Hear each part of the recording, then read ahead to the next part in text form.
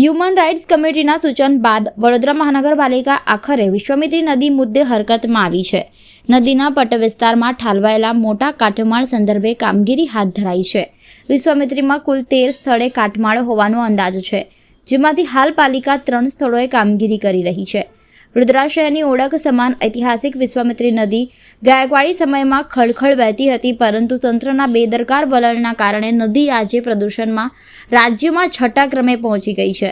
કાગળ પર મોટા પ્રોજેક્ટ છતાં ગ્રાઉન્ડ રિયાલિટીમાં નદીમાં હજુ સુધી દૂષિત પાણી છોડાતું જ રહેવા હોવાનું પણ સામે આવ્યું છે.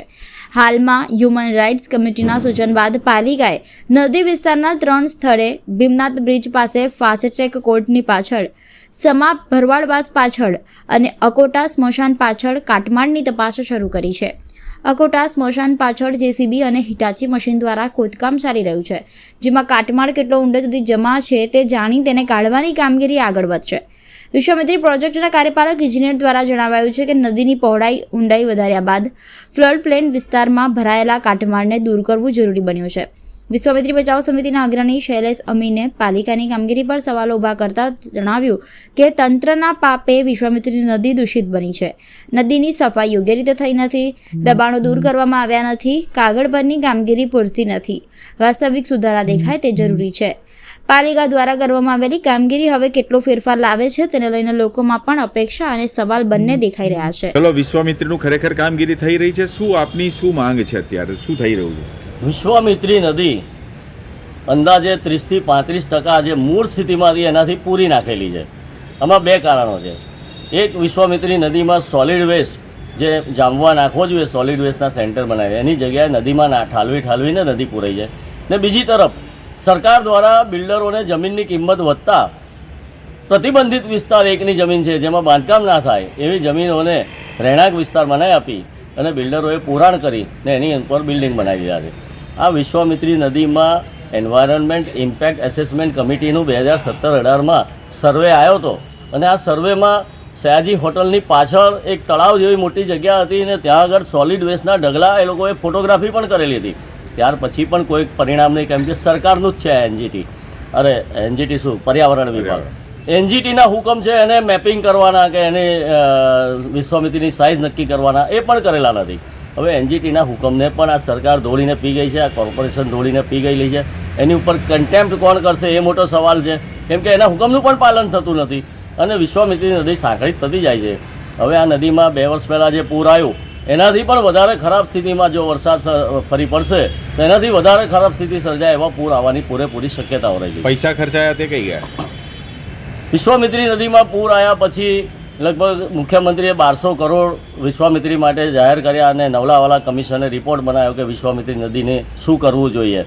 તો આ 1200 કરોડની જાહેરાત કર્યા પછી કેટલા પૈસા ખર્ચાયા, ક્યાં ખર્ચાયા, શું કર્યું એનો કોઈ અંદાજ નથી, એનું કોઈ શ્વેતપત્ર બહાર નથી પડ્યું. ઇવન નવલાવાલા કમિટીએ શું કહ્યું એ પણ શ્વેતપત્ર બહાર પાડવું જોઈએ, એ પણ નથી પાડ્યું. ને આ પૈસા કદાચ પાણીમાં જતા રહ્યા એવા લાગે છે, કેમ કે ડિસિલ્ટિંગ, વાઇડનિંગ અને ક્લિનિંગનું કામ હતું તો એમાં ડિસિલ્ટિંગ તો કરાયેલું કોઈ જગ્યાએ છે જ નહીં, માત્ર વાઇડનિંગ અને ક્લિનિંગ કરેલું છે. ને એ પણ વાઇડનિંગ કર્યા પછી એના જે પાળા બનાવવાના, બેન્કિંગ કરવાના, એ બેન્કિંગ પણ પોચા કરેલા છે, એ ધોવાઈ જાય અને ફરી પૂરાઈ જાય એવી સ્થિતિ સર્જેલી છે. જૂની નદી હતી એના કરતાં પણ વધારે ખરાબ સ્થિતિ સર્જાય એવી રીતનું કામ કરેલું છે. એની ઉપર પણ કોઈ દેખરેખ રાખનાર નથી. ગત ઓગસ્ટ 2024ના પૂર બાદ સરકારશ્રી દ્વારા ઉચ્ચ કક્ષાની કમિટી માનનીય શ્રી નવલાવાલા સાહેબના અધ્યક્ષસ્થાને જે કમિટી બનાવવામાં આવેલ, સદર કમિટીના રિપોર્ટ મુજબ વિવિધ short term, long term action plan તેમજ એના સજેશન્સ કરવામાં આવેલ. જે સજેશન મુજબ શોર્ટ ટર્મ સજેશન જે હતું વિશ્વામિત્રી રિસેક્શનિંગ, ડિસિલ્ટિંગની કામગીરી, જેની કામગીરી આપણે 100 દિવસમાં સંપૂર્ણ રીતે પૂરી કરી છે આપણે. અને ત્યારબાદ જેના બીજા આયોજનો છે આગળના, એ આયોજનો પ્રગતિ હેઠળ છે કે એમાં જે ઇરિગેશન દ્વારા પણ કામગીરી કરવાની થાય છે, શહેર બહાર પણ, અને શહેરની અંદર જે નદીની જે કાંસો જેની લગત છે કામગીરી એ પણ સારી રીતે જે 100 દિવસની અંદર એ પણ ડિસિલ્ટિંગની કામગીરી પૂર્ણ થઈ છે.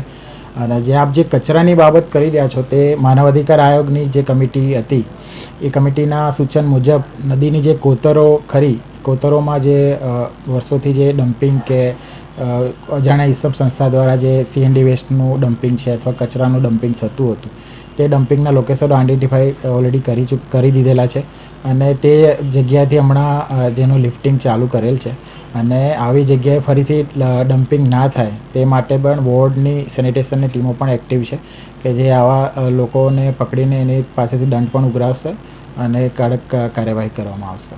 સાહેબ, આપણે કીધું આપણે ચોક્કસ બહુ ખૂબ સારી કામગીરી કરી છે. કોઈ એવા સ્પોટ તમારી ધ્યાનમાં અત્યાર સુધી કેટલી જગ્યાએ આવા આવ્યા? આશરે વડોદરામાં આવું કેટલી જગ્યાએ આવા સ્પોટ બનેલા હશે જે આપણા સર્વેમાં બહાર આવ્યા છે? લગભગ હમણાં જે હાલમાં કામગીરી જે સોલિડ વેસ્ટ મેનેજમેન્ટ વિભાગની જે એજન્સી કામ કરી રહી છે તેમાં અકોટા સ્મશાનની પાછળના ભાગે એક કામગીરી હમણાં ચાલી રહી છે. ત્યાં હમણાં કામગીરી ચાલુ છે. સાહેબ, હવે કેવી રીતે કોઈ એક્શન પ્લાન તૈયાર કરવામાં આવશે? કારણ કે આપ તમામ અધિકારીઓ સ્થળ પર જાઓ છો, વિઝિટ કરો છો, આ જોયું છે. કોઈ એવો એક્શન પ્લાન તૈયાર કરવામાં આવશે કે હવે આ જે લેર કચરાની જે દાવો કરાઈ રહ્યો છે 44,000 મેટ્રિક ટન કચરાનો, તો એને ખસેડાશે કે એવો ખરેખર એટલો બધો કચરો છે ખરો? ના, એટલી મોટી માત્રામાં કચરો નથી. બટ જે માનવ અધિકાર આયોગની કમિટી છે એ સતત મિટિંગ પણ કરી રહી છે વડોદરા મહાનગરપાલિકા સાથે અને એ કમિટીના સૂચન અને કમિટીને સાથે રાખીને વિઝિટ પણ થાય છે સ્થળો ઉપર અને એ લોકોના માર્ગદર્શન સૂચન મુજબ આગળની કામગીરી કરવામાં આવશે.